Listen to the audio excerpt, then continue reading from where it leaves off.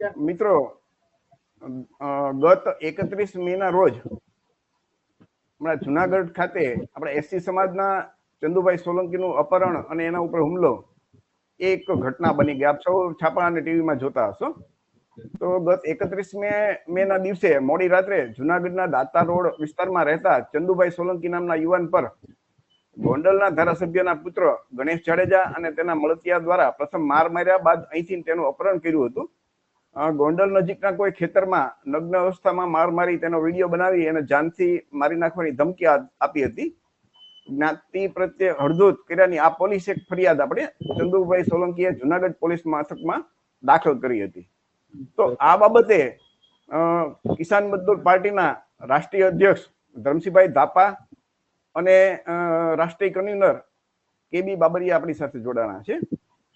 કેબી બાબરિયા અને ધરમસિંહભાઈ ધાપા એ બંને OBC SC ST સમાજમાં ભાઈચારો અને એકતા બનાવી અને સમાજમાં જ્યાં ક્યાંય અન્યાય અત્યાચાર થતા હોય એ દૂર કરવા માટે હંમેશા જે કોઈ પીડિત હોય એમની સાથે રહેતા હોય છે. અને એક રાજકીય પાર્ટી તરીકે પણ એ તેઓ હંમેશા જે પાર્ટીનો જે બેઝ છે એ ઓબીસી એસસી એસટી છે. તો આપણી સાથે કિસાન મજદૂર પાર્ટીના રાષ્ટ્રીય અધ્યક્ષ ધરમસિંહભાઈ ધાપા જોડાણા છે. તો ધરમસિંહભાઈ, તમને વિનંતી કરું કે આ બાબતે આપનું શું કહેવાનું છે? ધરમસિંહભાઈ ધાપા.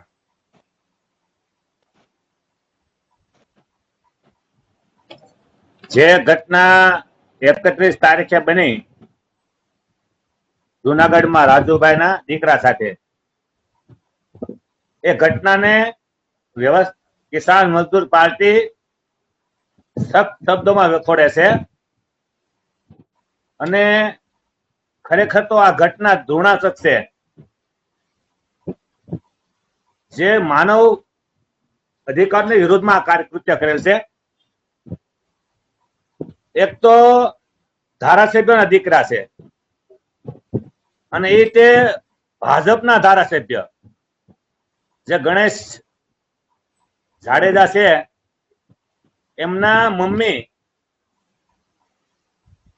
ગીતાબા સાલુ વર્તમાન કાળમાં એ ધારાસભ્ય છે.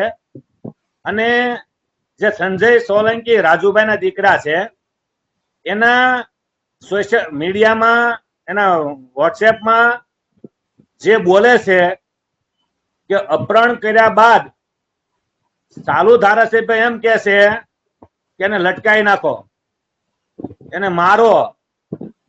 તો કિસાન મજદૂર પાર્ટી ગરીબો માટે, ખેડૂતો માટે અને ઓબીસી એસસી એસટી લોકો માટે લડનારી પાર્ટી છે. જ્યારે પણ ગુજરાતના કોઈ પણ ધર્મના હોય કે કોઈ પણ સમાજના હોય, જ્યારે અત્યાચાર અન્યાય જોવાય તો ખરેખર કિસાન મજદૂર પાર્ટી ન્યાય અપાવવા માટે હંમેશા મેદાનમાં હોય છે. તો જે ઘટના બની એ ઘટનાને લઈને કિસાન મજદૂર પાર્ટીના રાષ્ટ્રીય અધ્યક્ષ તરીકે ધરમસિંહભાઈ ધાપા ખુલ્લું કહે છે કે ભાજપા છે શું આવા ગુંડાઓ ધારાસભ્યને રાખવા માંગે છે? હું ભાજપાને પ્રશ્ન કરું છું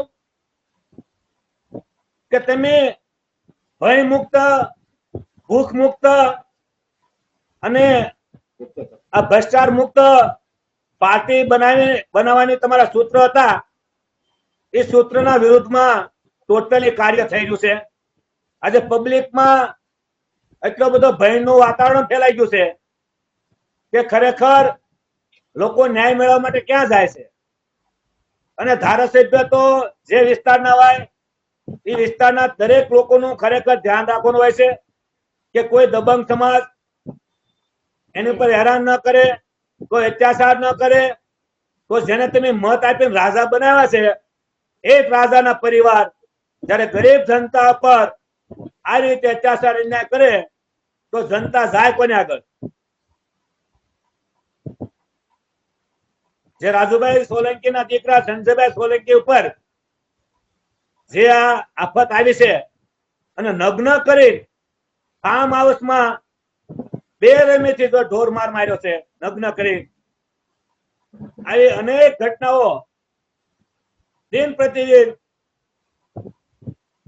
લોકો પર થતી હોય છે, ત્યારે એક પણ પાર્ટી જે સમાજ હોય કે જે ધર્મના હોય એના વિશે એક પણ પાર્ટી બોલવા તૈયાર નથી. ત્યારે કિસાન મજદૂર પાર્ટી 100% અત્યાચાર અન્યાય અમે અવાજ ઉઠાવે છે. રાજસ્થાનની વાત કરીએ, જે સુખદેવસિંહ ગોગામેડીની જે હત્યા કરવામાં આવી, ત્યારે પણ સુખદેવસિંહના હત્યારાઓને ફાંસીની સજા થાય એના માટે કિસાન મજદૂર પાર્ટીએ બુલંદ અવાજ સાથે એને ન્યાય મળે ત્યારે પણ મેદાનમાં આવ્યા હતા. આજે પણ કિસાન મજદૂર પાર્ટી જ્યાં સુધી ન્યાય ન મળે ત્યાં સુધી સંજયભાઈ સોલંકી સાથે છે. અને ભાજપાને કહેવા માંગીએ છીએ કે કિસાન મજદૂર પાર્ટી માંગ કરે છે કે તેમનું ધારાસભ્ય રદ કરે, એમને કાયમ માટે, જો ખરેખર ભાજપા લોકો માટે લડનારી હોય, ગરીબો માટે લડનારી હોય, તો તાત્કાલિક ભાજપાએ એમને ધારાસભ્ય પદથી રાજીનામું લેવું પડે. આ માંગ સાથે કિસાન મજદૂર પાર્ટી હરહંમેશ કિસાનો સાથે, ગરીબો માટે અને ગુજરાતની જનતા સાથે છે. જય ભારત, જય સંવિધાન, વંદે માતરમ, ભારત માતા કી જય. આ જ વિષય ઉપર આપણી સાથે કિસાન મજદૂર પાર્ટીના રાષ્ટ્રીય કન્વીનર કે.બી. બાબરિયા જોડાયા છે.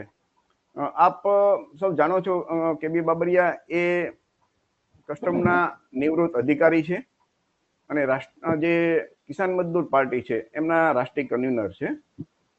તો કે.બી. બાબરિયા જુનાગઢમાં જે ચંદુભાઈ સોલંકી, એમનું નામ સંજયભાઈ સોલંકી છે, રાજુભાઈ સોલંકીના દીકરા, એમના ઉપર જે હુમલો થયો, અપહરણ થયું, તો એ વિષયે આપનું શું કહેવાનું છે કે.બી. બાબરિયા?